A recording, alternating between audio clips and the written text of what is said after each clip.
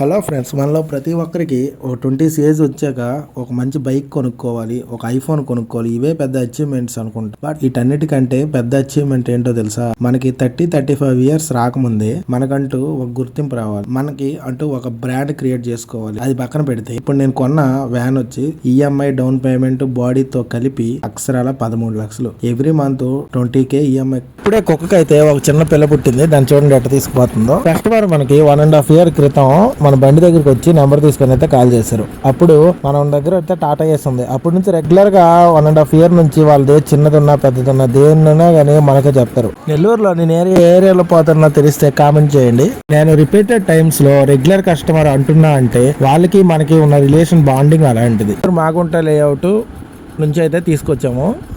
ఇక్కడ రాజపాలెం దగ్గర ఆంజనేయ స్వామి టెంపుల్ ఉంది కదా హైవేలో, దాని బ్యాక్ సైడ్ అయితే ఈ ఆవులన్నింటినీ పెంచుతారు. ఇక్కడ నుంచి తీసుకొచ్చాము. ఇది తీసుకొచ్చాక చూడండి దాని చుట్టూ ఎన్ని దూడపిల్లలు అయితే వచ్చాయో. మనకు మనుషుల్లోనే మానవత్వం అనేది చచ్చిపోతుంది, కానీ పశువుల్లో అయితే ఖచ్చితంగా అది ఉంటుంది. ఇంకో విషయం చెప్పాలా, మనం ఆవులను ఎందుకు పెంచుతాము? దాని పాలు అన్ని వస్తాయనే కదా. ఇక్కడ సారోళ్ళు అయితే ఇన్ని ఆవులు ఉన్నా కానీ ఒక్క ఆవు నుంచి కూడా వాళ్ళ సొంతానికి అయితే పాలు తీసుకోరు, మొత్తం ఆ దూడపిల్లలకే వదిలేస్తారు. వాళ్ళు ఆవులను ఎందుకు పెంచుతారని అంటారా? వాళ్ళకి అదొక ఆనందం. Like and share and subscribe చేసుకోండి. మళ్ళీ వీడియోలో కలుద్దాం.